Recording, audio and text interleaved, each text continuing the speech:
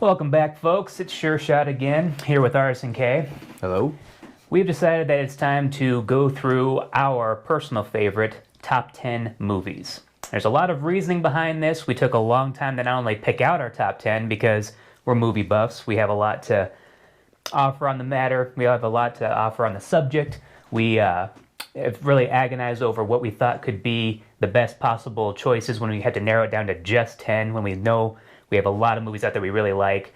There's a few that we left out, so we're going to probably put those into our honorable mentions bin, but for right now, we're just going to break it down to our top 10, which ones hold up and stand the test of time, what are the three main reasons why we picked these movies, and it's just mostly for your enjoyment to watch and to see what our opinion is. Obviously, this doesn't have any bearing on you or what your opinions are, but just if you're curious about ours, here they are for you. Well, these are not just our favorite movies. These are movies that influenced us as we were growing up in our childhood. Yes. Because we have a lot of movies that weren't part of our childhood that we really love, but we decided to limit ourselves to movies that were in the late 80s into the mid 90s, because that was around the time we were both kids around the same time. Yes, obviously coming from a standpoint of our generation, our upbringing, what these movies meant to us. Start breaking things down. On our list, we have number 10, and of course, not the last for any particular reason, just because, one's got to be there somehow, for some reason. So we're going to go with Tombstone.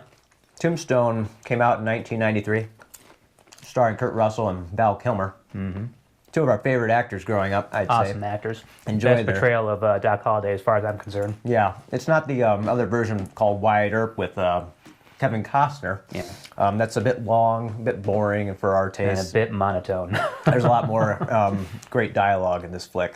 So how and why did this movie, or does this movie hold up in your life, like for you? For me, it stands the test of time because not only do Westerns just stand the test of time in a lot of ways, there's just, I think they kind of cross a lot of different genres and generations, but I think specifically because of the dynamic duo of Kurt Russell and, dang it, Table, you're going to have to cause us some problems here. Not only with Kurt Russell and Val Kilmer, but also the other cast around it, because you got Sam Elliott, you got Bill Paxton, you got a lot of great other people. You got Lowell from Wings. I can never remember the guy's name. This is not about accuracy. No. Michael Biehn was in it too, which is just great because he's also on a couple of other movies in our list as well. So just to acknowledge the actors and the talent of sucking down This is what I thought when I had popcorn husks. One thing you're leaving out, my friend, is the amazing real facial hair of this flick. Yes. As hard as it is to believe that mustache on Kurt Russell is real, that is actually his mustache. That's his facial hair. Lots of real lip caterpillars in this movie, for sure. Sam Elliott, it's obviously his because we all know him for his mustache, but some of the... And then you see him in a movie without it, and suddenly it's, whoa! Yeah, some of the actors you've never really seen with facial hair before, so you're like, wait, that's that guy. That's interesting. Yeah, that's right. But it's all about like the character of, for me, Doc Holliday. Oh, yeah. Stole the show in a lot of ways, but you had Kurt Russell doing a lot of other great one-liners, and I'm sorry, but we created a drinking game out of this one time just for the heck of it, just to see where it would go with. Or the hell of it. Yeah, or the hell of it. But every time he'd say, hell, man, I don't remember exactly how many times he said it in that movie, but it came up quite a bit. But it holds up, yeah, because it's a Western. Westerns are like one of the first things that Hollywood would do. And so this is like one of the more modern Westerns that we hadn't seen them do a whole lot of Westerns growing up. Yeah. So the fact that our generation could appreciate it and our parents' generation could appreciate it kind of made it like a family flick for adults. As compared to the new Magnificent Seven, where it was all about production value and being more diverse. This one was great production value that didn't overshadow the great acting, the great characters, the overall setting, and of course Tombstone, just a classic story anyways. Not to mention Billy Bob Thornton getting bitch slapped. Yeah. It's a good time just right good there. stuff. What about the movie influenced you in some way? I mean, obviously all movies somewhat influence people. Right. I would say it's got to be the coolness and the toughness of being a cowboy. I mean, who didn't play cowboys and Indians as a kid? So to have a movie come to life like this in a way that really gets a lot of people like, ooh and ah, not to mention just great action scenes, plenty of great guns from the era, and cool shootouts that just kind of made this a very complete package. Yeah, I think maybe some of the wordings like, I'll be your Huckleberry or whatever, I'm the Huckleberry, things of that nature probably influenced me, but Just the facial hair. I mean, look at what I got going on right now. I wouldn't be feeling comfortable about this mustache if it wasn't for a movie like that. So what's your favorite part of this movie? We kind of discussed a few favorite parts, but do you have a specific? My one specific and favorite part about it, I guess it's got to be Doc Holliday's aloof attitude towards everything. I mean, obviously he thinks he's dying anyway. He knows he's dying anyway, so he doesn't really have a whole lot else to lose. But I think it's also the comedy in which that he presents it. I think it's in a way that just kind of cathartic for him to realize where he's at. But you know what? I'm not going to go out like a poor sap. I'm not going to be a victim here. I'm just going to be my normal, rough, gruff self. Yeah, I'd say, obviously you can just say all around that Doc Holliday is the best part of this flick. But there's definitely a couple of scenes in mind. When he stabs Sly Stallone's brother at the card table. I enjoy that whole interaction. And then when he has the little cup, starts doing the little twirling thing. That's a good time too. But yeah, Doc Starts showing off his drawing prowess. Yeah, speaking a little pig Latin. That's Latin. Yeah. Anyway, but for all those reasons, we can see why this movie stood the test of time with plenty of other fans out there, and I don't think that we're the only ones who think this. So no, I can't imagine. It's on TV quite often. I find myself end up watching it just because it's on. When it's a movie that goes into syndication, I guess you could say, where it's just on repeat for certain channels, you can tell it's a good one, and a lot of people liked it. Yeah, so definitely. I would say it's just firmly within our top 10, but to come, you can see why the movies start to get better and better. So we'll see if you agree with our list from here on out. If not, either way, you're here for our opinion anyway, so we're going to give it to you. So coming in at number 9, we have The Princess Bride. And that is just an all-time classic. Not only as far as a fairy tale, fantasy, but also just great acting. Everybody has their part in it. Everybody delivers their lines really well. Just comedy segment after comedy segment is just ridiculously good. How, not to mention having a movie with Andre the Giant in it and having him be able to not only act, but also deliver great lines. I mean, not like I'm going to say he's the best actor in the world by any means, but I mean, like... Makes sense to have him there, for sure. Makes total sense. And then having Inigo Montoya. Yes. I don't know. The whole thing, for me, it's my favorite, shall I say it, chick flick. Yeah. I don't have a great love for chick flicks, but I don't have a great hate for chick flicks because there is so many different types, And for me, this really is one of those, like, a guy and a girl can get together and totally get down on this movie and enjoy it collectively. And you just dropped them. That's sad. It makes me really sad. Dialogue, it's hilarious. It's fantasy. And good kid from the Wonder Years is in it, so that's always wonderful. The one time you don't mind a savage. Well, I was wearing a Bears jersey, so I. Isn't it interesting about how a lot of the movies of that era had a lot to do with Chicago? And I don't know if it's specifically Chicago sports, because you do see a lot of Bears jerseys, Bulls jerseys, that kind of thing. See the Cubs once in a while, but around that era, early 90s into mid 90s, for some reason, the whole world of movies was all about Chicago. Think about all the vacation movies. Where were they from? Chicago, Illinois. Yeah, I'm not sure exactly why. Being from Illinois, it's kind of like, meh. I'm not sure what your deal is, other than the fact that, like I said, the Bears won the Super Bowl in '85, and they were a pretty big deal. Yeah, but we live there. We know that there's quite a bit of meh in that state, but, hey, for whatever reason, they liked it back then. Not anymore, though. But, either way, I think Carrie Elwes and Robin Wright did a great job holding up their end of the bargain there. They really made me believe the love story, on top of the fact that it was still true and believable in a lot of ways, and they really poked fun at a lot of the ideas about how once Wesley disappeared, suddenly it was just like, did you mourn him for a week or two before you moved on to the next guy, or was it at least a year? You know? They made fun of a lot of stuff that you kind of wonder about, and questions that are never answered in certain chick flicks, but they just kind of like to bridge that comedic fantasy slash rom-com, I guess you could say. Yeah, and having Billy Crystal in it, but not looking like Billy Crystal. That's pretty terrific too, and just... Yeah, back in the day when they didn't mind prosthetics that covered their facial expression or their features up a little bit, that you didn't know exactly who it was. How does it, hold up as a movie goes? Yeah. Well, for you, how's it hold up? I know specifically it was a good bridge between a lot of gaps for me, because I always liked comedies back then, but I didn't really like chick flicks, so it really made me overlook that whole thing because there's so much else in the story. It wasn't focused solely on the relationship. I love my mom, so I'd had to watch a lot of chick flicks growing up, like Dirty Dancing and what have yous. So it really didn't feel like necessarily a chick flick, but it's a romantic comedy and a fantasy. But there's a lot of cynicism in the story, which I really appreciate the candor. So when it comes to computer graphics, we could actually complain about that all day long in all these movies. But in the interest of, what these movies are to us and not trying to get on too much of a tangent here, What about the actual movie is the influence? What about it has influenced me? The sense of humor, the love for fantasy reality. There's a lot of, I don't know, there's a lot of movies about that do fantasy or science fiction, and this movie kind of made it not realistic necessarily. That doesn't really matter if it's realistic. It's more like it grounds As long it as it can draw you into the story, yeah. It almost grounds it in the personalities that we have now in a fantasy world that's not ridiculous, but somewhat understandable. I don't know. They kept it pretty simple, enough for a kid to understand it. A few unbelievable moments with the ridiculously long sledding shot, and then, of course the Val Kilmer snowball. That scene kind of made me want to do that kind of thing. Oh yeah. Like I wanted to go find a glacier to go sledding on after that. So how did Willow influence you? I think it really brought me into the fantasy world back in the day, because I think there's a lot of movies that I really liked. Especially Star Wars, and even the Ewok movies were kind of fun for a little while back then. So to kind of be in that same vein, I think it was really speaking to my childhood at that point. And I really liked Willow's character, but especially Val Kilmer, just because of his humor.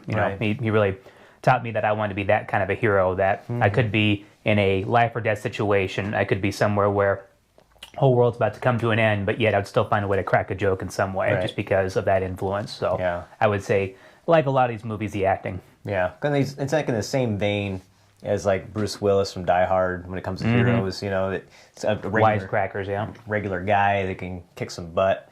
I love how he's like that one scene where he's like, "You are great." And he flips his sword and then he falls on his butt after he smiles. Like he is great. Well, sort of. You are great until you get a little too big-headed. Yeah, he's flawed. I mean, I always appreciated that aspect of our childhood. They bring some reality to these characters that could be completely awesome, but they're not perfect. Now it's like, how horribly imperfect can we make these characters? Yeah. How much can you absolutely hate them before they finally turn coat and 180 on you, and then, now they're a reluctant hero. Yeah. And then there's change. Movies like that now that do really get on my nerves. Change for the sake of change. Yeah. All right, so the favorite part of this flick, I don't know. I mean... cool sword play, a little bit of magic in there, but not to like the really ridiculous demonic sense or whatever. Yeah. So easy to understand. Just a fun thrill ride throughout the entire movie. A little bit of tension here and there. You thought some characters might die or whatever, some serious moments, but overall it still kept the tone throughout the whole. Simplistically said, I guess, just Val Kilmer's Mad Mardigan. Yep, would be my favorite part of the film. Well put. Yeah. Well put. Moving up to number 7 now, we have The Great Outdoors, another great movie from 1988. One of the best things that was produced from the 80s, obviously Us, but of course the movies as well. So I think that's really standing the test of time there too. But The Great Outdoors, I guess, kind of speaks to me in a lot of ways for my childhood and my family vacations, because being in a family that was always just barely at that poverty line, we couldn't afford to go to good places, so it was always about outdoor adventures. And we lived in Colorado at the time too, so that was readily available to us. But it was one of those movies that kind of is just one horrible, detrimental Murphy's Law thing after another after another after another. So with my vacations, it was always a matter of my dad getting off work late. We'd throw everything in the van real quick or have it packed up before he'd get there, head on up the mountain and spend the next 2 hours looking for a camping site, let alone having to set up everything in the dark. You didn't get everything set up the way you wanted to the night before, so you ended up sleeping in sleeping in some position that was cold or not comfortable, whatever, waking up going, "Oh God, why do we go through all that?" And not, at the time, you wake up, pop the tent open, suddenly you see the mountains, you see the the river that you're sleeping next to, the whatever it is, and it's just like, oh, never mind. Suddenly it becomes a fun trip. You're only there for the weekend or whatever, so you have one more night there, and by the time Sunday night comes around, you're going, I don't want to leave. I don't want to go home, because we had to get through all that crap to eventually get to the fun part that eventually makes it all worthwhile, even though everything was horrible up until that point. So that movie just kind of speaks to my whole family vacation life for sure. Right. I didn't do a whole lot of camping growing up, but we went on a lot of family vacations, and it kind of shows you all the craziness that can happen, in your family, and all the separation that might be able to happen during that vacation, but how you kind of come together at the end. So ultimately, it's all there for family. I guess what holds up to me in this movie is the sense of humor again. Obviously, Dan Aykroyd and John Candy, two of the most hilarious guys ever. Yep, and great dad duo. Right. Even though it's very 80s in a lot of ways, it doesn't feel so 80s. And you got two older guys as the main characters, yet young people like ourselves at the time can really enjoy it and still laugh. May not get all the jokes at the time, but as an adult now, you're like, oh yeah. I mean, that's pretty great. Never fully went there with any fat jokes with John Candy or whatever, but having him that whole steak scene where he eats the whole steak plus the gristle and everything afterwards to get everybody very their nicely. to get everybody their free T-shirts and hats. Oh, it's just too good. I mean, you don't really feel like they're just, he's a physical comedian, but it's not because he's fat necessarily that makes him funny. Didn't have to rely on that. Yeah, he was definitely a funny guy. And, Dan Aykroyd himself wasn't some spring chicken in this film. True. And he was dancing all over the place at the end of the movie, So I don't know, it was pretty entertaining. I love it when his morality got called in the check at the end of the movie there, where he actually had that moment where he's sitting there looking at the check that he basically scammed away from his family and his brother-in-law and all that. That it's like, I think it was something that came a realization for him. It's just like, oh no, I'm not going to do this anymore. And the whole coming clean moment, I think, too, was also really good for the movie. Because there's a moral to the story. I mean, they actually cared about morals, and I think that's how it holds up. You don't think about just all the little slapstick comedy moments and then it's done. So. And that kind of influenced us, I think, too, that it's a real family flick. Oh, yeah. And it really felt like, not just because it's family entertainment on the family channel or it's animated. It felt like a real family vacation that you went on with these people. Yeah. And I think the worst part of the movie, honestly, was the teenage boy and his need for this woman that he barely met. Right. That was pretty annoying, but... Who was 80s tomboy chic for sure. Well, that's just what's funny about it. It's like, I didn't really care about any of that when I was a kid, and I watch it now, and I'm like, I still don't really care about it that much. But everything else is pretty great about that movie. And like I said, the sense of humor now, I'm like, oh yeah, that's a joke I wouldn't have got when I was a kid, but that's okay. As far as things I actually liked about the movie, there's probably three main things. For one, shotgun lamp. I mean, that's just not only hilarious in itself, and I actually got to use it. Obviously obvious foreshadowing or whatever, but using it at the end there. But then, going toe to toe with a bear, which is pretty hilarious. Yeah. And then I've always was, especially younger, and now I've always liked vehicles. But for some reason, that particular Jeep, I just really liked it. I was just like, if that's what I was gonna load my family up into some point in the future or whatever, I'm gonna go and restore one of those suckers and then go take it out to the great outdoors, I'm so glad my parents didn't get a station wagon, but now they got a hatchback, basically, which is a station wagon in the modern era. Essentially. And I just think the take out the papers and the trash intro to the movie is really influential and very a good part for me because, like, I have a brother and I have a sister, but me and my brother were really close. We stayed in the same room for a long time, and he was older and I was younger. So there was a bit of like a, that camaraderie with certain flicks, Yep. So, a little bit of commiseration at times, too. You probably hated them because you got on top of each other all the time, but ultimately you got closer and you were good friends for it now because of it, bond. Right? Yeah. So continuing on up the list, we have number 6, which is, of all things, The Matrix. Yeah. And of course, we could go into a whole big tirade about, trilogies, but we're not doing that. So we're just, speaking specifically to our favorite movies, we'll just forget the sequels for now because on its own, one of the most classic and most original sci-fi flicks of that time and that period for coming out in 99. And that's why it's on this list. We never thought there'd be a sequel to The Matrix when we watched it. No. We were just really highly like, whoa, this is crazy. What is going on the end here? of the movie totally implied that they kind of wrapped the story up. Reeves, for me, I grew up on him and Bill and Ted, so Bill and Ted and Point Break and Speed, and then all of a sudden... To see him never change his acting style whatsoever, just get a little bit more serious or a little bit more wacky or, sad or whatever. Yeah. I can make fun of him all day in this flick, but still enjoy the flick.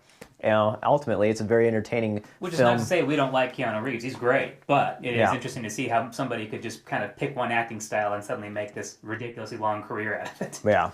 And, obviously, there's lines from this movie that you'll remember the rest of your life, like, whoa, I know Kung Fu, or just whoa in general. Yeah. That's what he's saying. I can dodge bullets. Yeah. There is no spoon, there's some terribly hilarious things.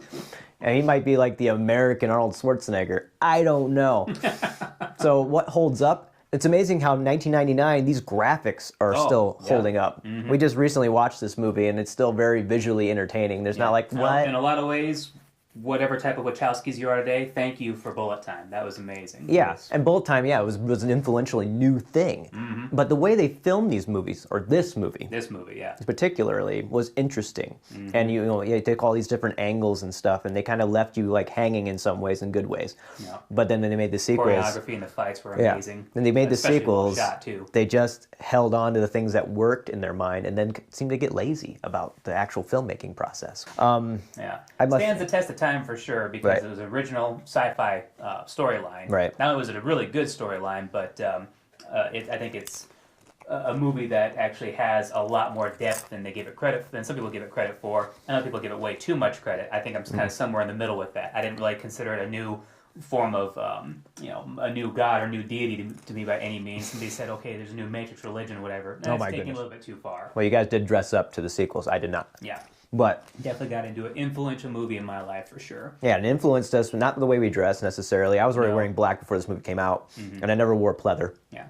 Always for Johnny Cash reasons, not for goth or Matrix reasons. That's because my heart was black.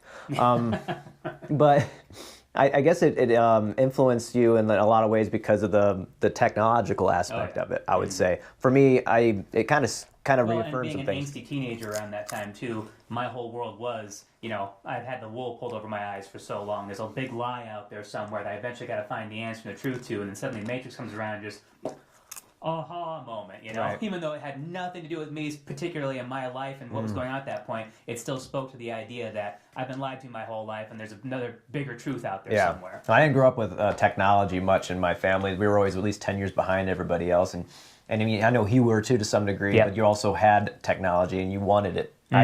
Probably why I actually liked it so much, because I didn't have access to it and couldn't afford it. I mean, those flip phones. For God's sake, those flip phones are awesome. But I never had one. I mean, could you call them flip phones or were they sliders? I mean, I don't know. But, either way, Nokia just nailed it with all of those. Push a button. As far as things that I actually liked about the movie. Best parts. Yeah, best parts, guns. Guns. Lots we of need guns. more guns. Yeah. Yes. Yeah, definitely the action was not just influential in a lot of ways, because it really changed a lot of things, but it was very entertaining, which is why when the sequels came out, it wasn't as entertaining, because you were doing the same thing. It was like, a lot of repeats, repeats, really cool. Oh, it was so cool, let's do it again. Well, let's just do it with CGI face. Yeah. No! Which is why that movie stands the test of time, because it was copying off itself 7 to 8 years later. Yeah, I would say the best part of it was Carrie Ann Moss and leather. No, I'm kidding. It wasn't leather. It was all pleather anyway. Yeah, I don't know. Rubber, probably. I don't know. I don't know. I like the chunky technology of the real world. Yeah. And I also liked how it's a lot of movies do this, a lot of science fiction do this, but they show how screwed up AI is. Yep. And a lot of people don't seem to. No matter how much you want to trump it up or whatever, AI will eventually come back around to decide that humans are obsolete and need to be obsoleted. And it's amazing how much we like feed into that still, even after movies. And I get it, it's a movie, but science fiction always kind of seems to lead to science fact. I mean, look at Star Trek, just saying. Yeah, I'd say the guns and that kind of violence, I mean, it was very entertaining and very influential. There was a lot of violence too, and they probably tried to throw a lot of the whole Columbine shootings onto them just because the get-ups were similar or whatever. But when it comes right down to it, it wasn't a very violent or gory movie in terms of blood. Overall, blood, violence, and gore. But that's because you had all that weird technology, because we're in a fake world and stuff, and it got more violent as they became more part of the real in the next movies. But even then, it wasn't as bad as you'd like to assume. All right, so Matrix. That was the only one that we really had in our later years, in our high school years, because there was a lot of good movies in those years, but that was a really influential one. Yeah, and unfortunately, kind of a sign of the times where movies really started to take a downhill turn. Yeah, it seems like it from what we we're looking at. So number 5, halfway through the list. All right, we're getting there. Yeah, we've got What About Bob? What About Bob? Now, we love Bill Murray. Love Bill Murray. I would say that's probably part of the reason why he's on this list. Oh yeah. And this movie is a very... I can attribute a lot of my humor, especially my developmental years in humor, to him. And this movie is a very dark comedy. I mean, it's a psychological movie in a sense, because he's painted crazy. in a really lighthearted way, but some dark subjects. I'm just saying, for us, it's hilarious because we're the thinking man's comedians in a sense. Yeah. So it's really interesting to do that. I don't know if they'd do that now, because it'd all be like, disgusting humor most of the time now. And you're just trying to mask your intelligence. Like, why would you do that? Bring your intelligence forward, and maybe mask it with a little stupidity occasionally, or a little silliness. A little bit of slapstick humor. Yeah. Why not? And he's pretty slapsticky, but he's a very funny guy. Mm-hmm. And having Richard Dreyfuss as a psychologist or psychiatrist that he was, and watch his madness slowly take him. And watch, Bill Murray. Yeah, see the roles kind of start off one way and then quickly or slowly 180 over the whole arc of the movie. Yeah. And once again, is another movie with a house on a lake. There's something about a house on a lake that really got us going when we were in the late 80s. We're like, I like that idea. House on a lake. And Iggy or whatever. Anyway, so it's just... Ziggy, which apparently is somehow a shorthand for Sigmund. Yeah, I mean, Sigmund I don't know. Freud. Yeah, I don't get it, but Ziggy. yeah. But no, probably my, I would say that's why it stands the test of time, is because it speaks not only to a lot of the human conditions, but it also speaks to the catharsis of taking a vacation, but also spending it with your family, and then ultimately coming back around to kind of help you out with your stuff, and ultimately just showed you what Bob Wiley needed was a family. Was family and love. Yeah, he was a hypochondriac, but just a little bit of understanding, a little bit of patience, with a little bit of insanity from Richard Dreyfuss, and suddenly your whole world just starts to fall into place and click and make sense. Yeah, definitely. So I think that one definitely stands the test of time. On top of my favorite part, of course, being the Bill Murray Richard Dreyfuss duo, because I mean they really just battle each other back and forth for just genius comedic acting. Right, and it's not like he's the straight man necessarily to his silliness, because there's silliness for both of them. It's just it's a changing. You can slowly watch one side flip over to the other side, and I don't know. So like it influenced us in a sense, like our sense of humor, obviously again, sure. And yeah, I think maybe it's just the sense of humor of people like Bill Murray, Jim Carrey, and Robin Williams, and people of that nature, that time period, and their antics and their sense of humor is kind of dark, but also very sarcastic, but also very real. That we can definitely appreciate that aspect of it, and the family aspect of it. Which just goes to show you as to why a lot of our humor has a lot of cynicism in it. Yeah. So just kind of give you an idea of where we're coming from. That was a little bit of a switch gear, but moving up to our number 4 spot kind of puts us right back in the same genre that we keep on finding ourselves back into, because it's just fantastic. And again, around this time period that just had so many great movies. Yeah. Especially for, what was the year it came out? 87. Yeah. So at number 4 we have The Predator. Yeah. Arnold Schwarzenegger. Fun fact, a lot of people that may not know this, it may be just common knowledge now, but The Predator was initially cast with Jean-Claude Van Damme in the role. A praying mantis. Yeah, and it was a pretty ridiculous costume at that point, but since he decided that it wasn't enough face time for him because it would be too much under a mask, and I guess this kind of just started the whole problem of too many actors not letting their ability stand for itself. You have to have your face in there too, which is just, for somebody, especially that young in his career, it was a lot to ask. So when they switched over to, I don't remember who the basketball player's actual name was. I don't remember his name either. But 7-foot tall guy suddenly being able to dwarf, what was he, 6'1", Arnold Schwarzenegger at the time, definitely did a lot for that, because you had to decide that this person was, this creature, this alien was actually scary, and when you're going up against somebody like Arnold Schwarzenegger in his prime, you don't really feel like there's a whole lot that can stand up against him until it's somebody that actually pick the guy up by his throat and actually have his feet dangling. That's pretty crazy. Yeah, you just pick people off one at a time throughout this movie, and you don't know what it looks like until the very end of the movie. Oh, yeah. Create the suspense in a really great way. I enjoy when they don't tell you or don't show you something, and then they show you something maybe eventually, instead of just show you everything,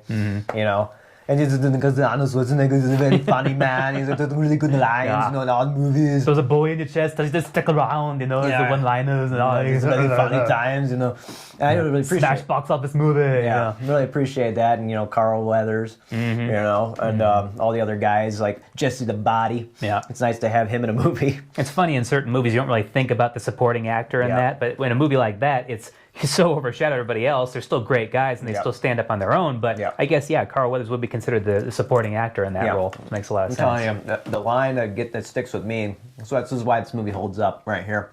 I ain't got time to bleed. You got time to duck. Yeah, it's just too good. You're hurt, man. You're bleeding. I ain't got time to bleed. Yeah, it definitely stands the test of time, not only for its production value, its great action scenes, but I think a lot of other movies up until that point didn't really make that mark, and past that point did a lot of copying. Anyway, so that movie holds up. I digress. For graphics, obviously, the graphics are still great. The alien itself, the Predator, is a really cool looking design. I think Stan Winston came up with a really cool design. And just, the one-liners are, obviously they're pretty entertaining. So we know Arnie for. Yeah. But it wasn't like the graphics are really messed up. And I always enjoy movies that are old, that don't feel old or obsolete. Yeah. So movie you can still watch this day and think, man, it's a great movie. Yeah. Influentially wise, it was one of the first rated R movies my parents let me watch. Yeah. And it still scared the crap out of me when Apollo lost his arm. I was like, oh no, Apollo again! I was really upset by it at the time. Well, and that was influential to me too, because it kind of spoke to my parents' being open-minded enough to realize that there are great movies and we can't throw the whole thing out just because it's rated R, but there's plenty of times where it's just like, okay, there's a sex scene and we're fast-forwarding and mom's in front of the TV. Okay, it's safe. All right, back to the movie. None of that. Yes, you had, guys that were, skinned alive. Yeah, that was the one scene of the movie I remember being just kind of like, all right, don't look, guys. What's over here? Okay, never mind. Go back to watching. Yeah, I mean, I don't remember whether or not they cut anything out on me. Because, like I said, I do remember his arm being gone and going, right. As a kid, it really messed with my brain. And I already saw you thought for a second he might have got him. I already saw Apollo get his face bashed in by a Russian. Yeah, right. And we had I guess I was highly influenced by how ripped everybody was. It almost made me feel like I had a complex that I needed to get ripped at some point in my life. And then also influenced my ability to do an Arnold Schwarzenegger impersonation. Because we wouldn't have had an Arnold Schwarzenegger impersonation. One of the greatest things that'll hang with this for the test of time. It'll be there forever. It's really good. And the smash box office movie. That and Conan the Barbarian, I suppose, were the most Gram, I never played you before. But still, you can get that going. So, and then the best part of this movie, the Predator. The Predator. The Predator. Mm-hmm. If they would have gone with the original, especially as it gets older and you find out what happened, oh, that was really terrible. Mm-hmm. Yeah, as much as I love the guns, the minigun, it's totally awesome. Mm-hmm. It's still that Predator. Predator. Just so cool looking. Iconic. Not really been matched since. Yeah, I love the poster too. The poster's pretty sweet. So continuing on, we are up to number 3 now. We're on number 3. And to which I would consider probably the most the original comic book movie. There was Superman. There was Superman, yeah, to a certain extent. This is the era when DC was holding it down really well, and the MCU wasn't even a thing yet. Yeah, not even thinking about it. To so many of us that are true DC fans would like to see that come back around again. They've had a few decent ones since then, but a couple of them just haven't quite met the mark yet. But of course, we are talking about the original. We're talking about Mr. Tim Burton himself, Mr. Michael Keaton, our Batman, the Batman. The Batman. Well, he's not the Batman. It's just Batman. Just Batman. Yeah, the Batman's coming out in another year. That's true. Yeah. Anyway, Michael Keaton. I guess at the time, I don't really know what I would have known him for other than Beetlejuice. Right. I mean, I didn't really watch Mr. Mom. I don't know what year that was. But oh, yeah, I guess I watched part of that, but it wasn't really like a thing for me back then. It was weird. So it wasn't comedy or action, and I didn't really care. It was weird with the little, little curly fro hair, and his glasses, Poindexter look. But for some reason, everything and being worked. a character actor, that everybody initially was just like, "What the heck are you doing? He's not Batman." The guy was 5'9", whatever. I mean, he wasn't exactly a dominating presence by any means. But the way you shot it, and you had everybody around the same height. Yep. You don't have to have somebody like if Alfred was 6'5". This movie wouldn't have worked, Well, and he kept that mystery factor up. He wasn't all about being up in the public eye. He was, he was in the shadows kind of thing. He was, even as Bruce Wayne to some degree. Yeah, exactly. Yeah, he was always kind of keeping off to his distance. Having the soundtrack from Prince somehow worked. I don't know how. I just can't make any sense of it because I've never liked Prince's music to the point where I was just like, oh yeah, I can think of my favorite Prince song. No, it's just Party Man. Why would you assume that those two could somehow mix? And then, of course, bringing a lot of purple and green into the whole color scheme of the thing when it was could have been dominated by a lot of black. The whole thing probably on paper was why people were going, what the heck are you talking about? This isn't going to make it. And then suddenly seeing the whole finished product and go, wow, that all really works really well together. Now, how it holds up, it's like, okay, first off, Tim Burton wasn't a comic book fan, but he was a fan of ancient horror movies. Oh, yeah. And that's why when you watch it, you kind of feel like you're watching Dracula in a sense, because it does a lot of similar... Real toned-down horror flick, It does a lot of the similar ways of filming it, which is why it looks so convincing and so cool, even in Blu-ray HD, later on. And having Jack's performance as the Joker. Oh, yeah. And everybody likes to throw, Heath Ledger out there like he's the greatest actor on earth. And not to say that was a bad performance by any means. But you had...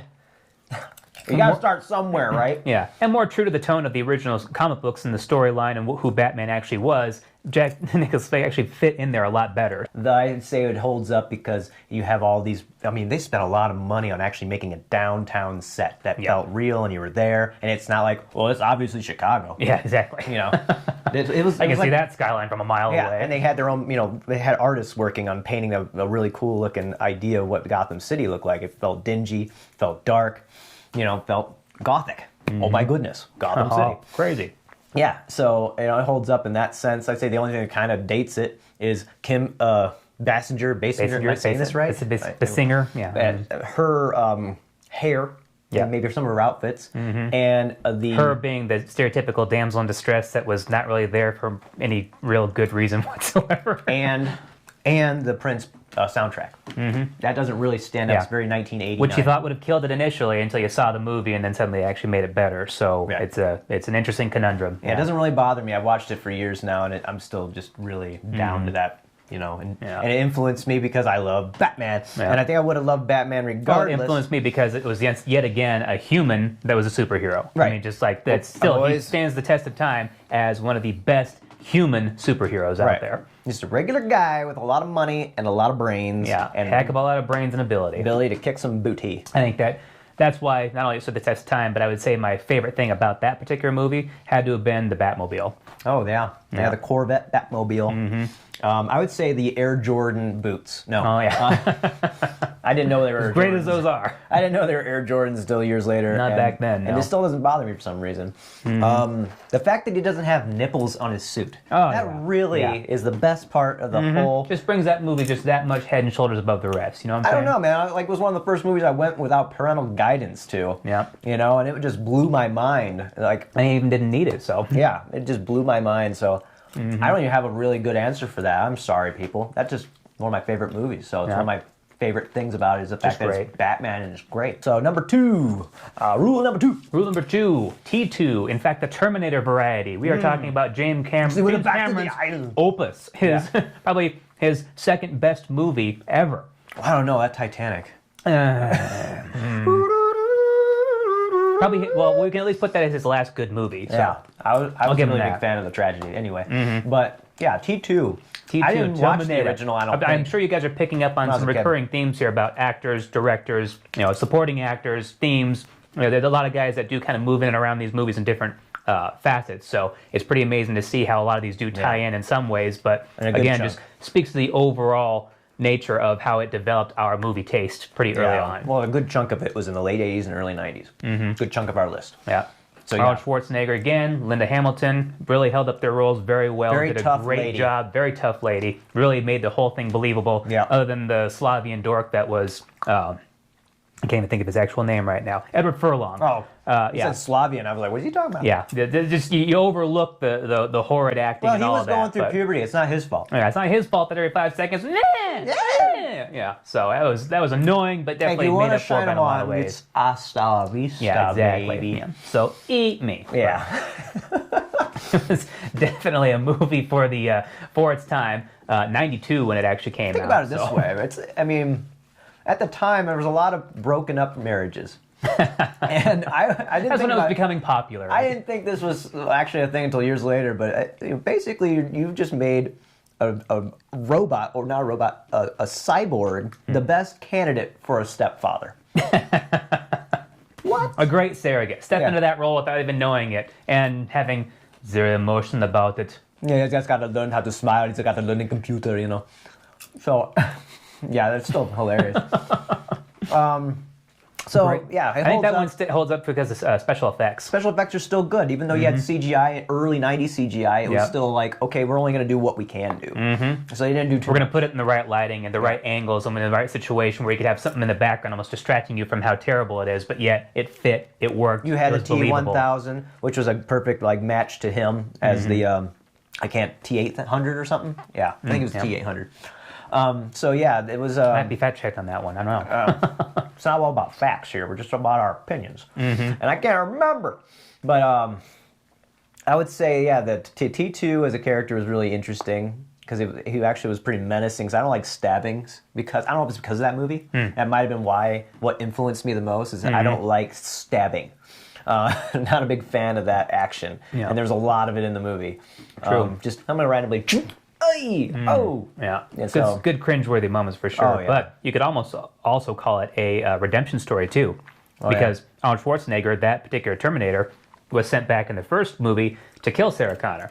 Then he was reprogrammed, sent back in the past again to come back and be John Connor's protector. So it's kind of a nice little Not the culmination exact there. same robot, Right, but but the same model, yeah. And that's kind of cool, and I think that's maybe part of the reason why they did that also is because Arnold Schwarzenegger was very popular. And we understand the continuity is terrible in these films. We're not even going to try and to give it any not gonna break it excuses down. for that. So Not no, gonna we break it understand that, but it was such a great story surrounding all of that. You overlooked that part of it, and it was okay because back then, when you had a little error here and there, it was easy to overlook, as opposed to now, where it's like, which one of the 7 to 15 errors in here do I want to talk about that, ruins a movie, let alone the plot line, let alone the story, But, so it holds up because of that, the graphics, the setting, I suppose. It doesn't really matter that there's mullets everywhere. Yeah. They influenced me because of the fear I had for stabbing weapons, and once again, my fear of robots. Yeah. I think the best part of the movie... Really influenced me for deadpan one-liners. Yeah, more deadpan one-liners. Best part of the movie has to be the Guns N' Roses song. No, Yeah. I'm kidding. I mean, for me, it's a pretty easy one, too. It's the guns again. Yeah, I was because gonna go with yet the again, guns. Yet again, minigun, I'm sorry, but... He didn't kill anybody. Yeah. He didn't kill anybody. He shot him in the Kneecapped kneecap. a lot of poor mofos, but other than that... I mean, it was messed up. The fact that... Yeah, and I love the beginning. The intro of that movie where you got the country bar, Yeah. and he just, I need your clothes. Not so your much a boots. naked Arnold Schwarzenegger, but at least his entrance was very ominous. I Yeah. mean, you knew he was in the room other than the fact that it was this big burly dude who's completely naked. But, I need your clothes, your boots, and your motorcycle. just goes to show you that even back then and up until now, women really appreciate their hairless apes. I mean, it's something that, I don't know, it's just ingrained in them naturally, but who knows. But Yeah, I don't know. He was Mr. Olympia. yeah, pretty amazing movie. Stood the test of time even since '92. Still the best Terminator movie to date. Bar None. Yeah. Yeah. Which brings us, of course, around to our ultimate, our best, our favoritist, our number one of this top 10 list. And I know what you guys are already thinking. You think you've already got it figured out by now, but you're wrong. Because we're still sticking with the same genre. And the same director. And the same director. There's a lot of correlations, a lot of moving in and out. Because even in Terminator 2, I think there was some deleted scenes that might have had Michael Biehn in it. But this one, it actually has Michael Biehn as a main character. Yeah, but he's not the main character. Not the main character, which also speaks to the fact that there has been plenty of badass women, leading ladies, action star ladies who, for some reason, this decade, people just decided that they never existed before, which is a huge slap in the face to them. Our number 2, Linda Hamilton. Our number 1, Sigourney Weaver in Aliens. Yeah. Excellent film. Part of a franchise again, yet again another sequel that completely outshines all the other ones, even though Alien is still our second favorite in that franchise for sure. And everything past that point, yet again, doesn't stand up, doesn't hold a candle to it. But overall, has to be our collective favorite movie of all time. And for so many different great reasons, not only because of the action, not only because of the terror that the aliens instill in you, not only the BA Marines, not only even Bill Paxton's short little stint in that, which is just interesting how yet again, James Cameron, Arnold Schwarzenegger, Bill Paxton, Michael Biehn, a lot of these guys moving in and out of these different movies and different roles that just suddenly don't even make you realize it because they're so different in all the characters that they play too. Yeah, I mean... graphics, once again, using models. Well, and just great special effects in general. I mean, the costumes they had for that, the alien itself is just, Alien was terrifying. I had nightmares. I had nightmares about an alien. I didn't even believe in aliens. But I had nightmares of these aliens showing up in my closet, eating my brains. Yeah. It made me enjoy Bishop quite a bit. Because the first movie, I don't think I watched the first movie. I think, once again, as a kid, for some reason, since these movies are in that time period, I watched Aliens before I ever watched Alien. Well, I think they're more prevalent in our, our early coming of age and movies that we were allowed to see. Some of these came out before we were even born, or at least, when we were only a few years old to actually even, enjoy That's the them. thing. So these movies were out when we were born. They were already standing the test of time by the time we came around to actually watch I them. couldn't watch Terminator in '84, even though I was born in '82. Right. But I didn't watch You it. wouldn't have remembered it. I didn't watch it until years later. And to me, it's still doesn't really matter. I mean, I still love it, but I don't love it as much as I like T2. And Aliens is the same situation. I still like Alien, but Aliens just takes it to another level. You got the Marines, you got all their guns, you got all these awesome lines. You got a character in Sigourney Weaver's Ripley who had already been down this road, and she slowly turns into a badass woman, and it's mostly because going from being the terrified damsel in distress and the the stereotypical horror film chick to suddenly, oh no, we're behind you, we got you, Ripley, you're gonna get this, you're gonna go get Newt, it's gonna happen. And then it's mostly because of her mothering instincts. They show that I basically lost my daughter because I've been floating in space for the last 80 years or whatever the heck it was, and she's older than me. I'm not gonna bother her. She thinks I'm dead. I need to find some kind of... She did pass away before. Did she? Yeah. Well, she needs to Her find daughter passed away before she even got woken up. She needs to find some kind of thing in life, to keep her going. And then she runs into something to keep her grounded and a little bit more focused other than aliens. Yeah, and then she finds Newt. And Newt lost her family, and I love the deleted director's cut version of this. Oh yeah. Because there's so many extra stuff. You're like, oh, I needed that. I really needed that. And a lot of director's cuts, it's not a matter of you needed this or that or the other. It's more of Which just goes to show you, I don't care if you make a 4-hour-long film. I'll sit through it. You've come to find now that you can actually get people long enough for movies like that. Give us the full unedited cut. Because there's been movies that have been absolutely obliterated on the cutting room floor because it suddenly was not the same story whatsoever. You go back later and watch the remastered version Batman v Superman, and then suddenly you're just like, well, that makes total sense now. Why'd you cut that part out, Cut that out for no reason. Cut that out, made it completely an incoherent movie. Yeah, but just once again, she's in this crazy situation. We meet the Queen. We meet the Queen. Yeah, you don't just get to see one alien, you see multiple. You get to see a whole swarm of them. Oh man, and they bring the whole hive thing into focus. Yeah. And all those Marines are so BA that you actually thought to yourself, had they known what they're actually going into face and that they actually went about it the better and right way, they probably could have stood a chance against them. Instead of the arrogant way, instead of not listening to Ripley and all that crap. But there's some really cool characters that kind of survived-ish. And you felt for every one of them that died. Most movies don't do that anymore. They put a bunch of no names with no character development, and they kill them off, and you're supposed to care. And you're going, yep. Why do I care? They're sitting there looking at you like, why aren't you crying right now? It's like, well, you didn't give me a reason to. Sorry. Yeah. Why am I supposed to care about that? Because you mentioned offhandedly that they have this job. Who cares? Meh. I'd like to know a little bit more about the character, or at least feel for that character in some way. Yeah. And I felt like with Aliens, they had all these characters. I need more context. They had all these characters that they kind of just the flight into. When they all wake up out of their cryogenic sleep, and you kind of get to know them at dinner time and get to know them training for this and talking and little getting ready interaction for it. here and there. Yeah. And then slowly as the story develops and the ones that are still alive, you get to learn a little bit more about them. I don't know. I don't think like there's any boringness about it. So holds up. Yeah, of course. Yeah, it wasn't so fast paced that you're kind of left spinning and wondering. It was a good pace all the way through and never left you flat and never left you with moments just kind of like, all right, let's get to the point now, shall we? Let's get to the point. Return of the Last Jedi. Yeah. Let's get to the point. Yeah. So it definitely is paced well acted, great special effects, phenomenal director, written well. There's just not a lot of bad that we can say about it. I have not a lot of bad things. To be our favorite movie of all time with a leading role being female, I'm sorry, you can just take that patriarchy and fish in a barrel, buddy. Yeah. But well, I'm not a huge fan or anything of Sigourney Weaver's rest of her career. Nah. I guess I could say I really appreciated her in Ghostbusters and Galaxy Quest. yeah, that pretty much sums it up. Yeah, that's about it. Goes to show you that not every movie can be a gem for you, but sometimes everything just lines up correctly for you. The stars and Aquarius and all that. Everything's aligned, at least for us. 1986, science fiction action, and just having a bad mother trucker mother, Yeah, I just appreciate with a great supporting role from Michael Biehn. Yeah. Totally underrated actor in so many ways. Should have gotten more screen time. Yeah. Should have been around so much longer. If you would have actually had a good sequel. Newt and Hicks and Ripley all in the third movie, you would have had a movie there. Otherwise, you can just pretty much throw that whole thing out. And that's the biggest problem with the third movie. Yeah, but I'm not you going to talk killed about that. two of the main characters that everybody wanted to see after that, and then just kind of left you with this. So Till the end. I guess we kind of talked about it holding up to test of time with its graphics and its personalities and everything, and it influencing us in that sense too. So what was your favorite part of this flick? So many things to like, I can't pinpoint it down. I know, that's right. I mean, hard to do.